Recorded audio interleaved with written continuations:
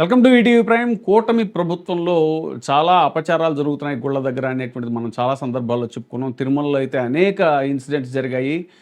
తాజాగా అక్కడ ఒక విగ్రహాన్ని కూడా అక్కడ తిరుపతిలో మలమూత్ర విసర్జనలు జరిగేటువంటి బహిరంగ ప్రదేశంలో వదిలేసినటువంటి పరిస్థితి. అంతకుముందు గోశాలలో జరిగినటువంటిది కానీ, ఆ తర్వాత తిరుచానూరులో వారాహి అమ్మవారి విగ్రహాన్ని అక్కడ ధ్వంసం చేయటం కానీ, ఆలయాన్ని ధ్వంసం చేయటం కానీ, ఇలాంటి ఎన్నో అపచారాలు మనం చూస్తున్నాము. మరి సనాతనవాదాన్ని భుజానికెత్తుకున్నటువంటి పెద్దలందరూ కూటమి ప్రభుత్వంలో ఉన్నారు అనేటువంటిది కూడా ఇప్పుడు రాజకీయంగా జరుగుతున్నటువంటి చర్చ. తాజాగా దుర్గగుడిలో, విజయవాడ దుర్గగుడిలో చెప్పులేసుకుని కొంతమంది యువకులు గుడి ప్రాంగణంలో నడుస్తూ ఉండటం అనేటువంటిది భక్తుల యొక్క మనోభావాలను తీవ్రంగా గాయపరిచినట్టయింది.